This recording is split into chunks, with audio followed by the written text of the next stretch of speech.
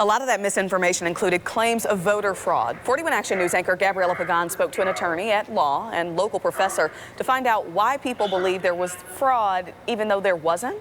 That's right, Dia. The attorney I spoke with says this really boils down to just because someone says something does not make it true, even if that person is the sitting president in this case. But if you say something out loud and repeat it enough times, not only do you start to believe it, but everyone else around you will start to believe it as well. And that sort of, that plays into groupthink and mob mentality.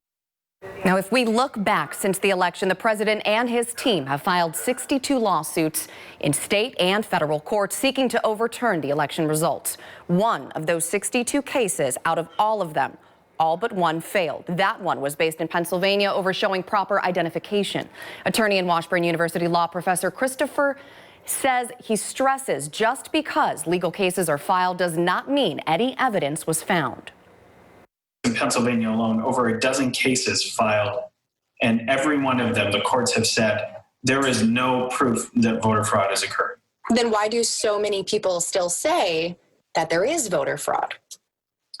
Because it fits a broader narrative that they hold, which is that the people elected Donald Trump as their president 4 years ago, and all of a sudden that has flipped-turned. Now, we also want to mention the U.S. Supreme Court twice refused to take up those lawsuits.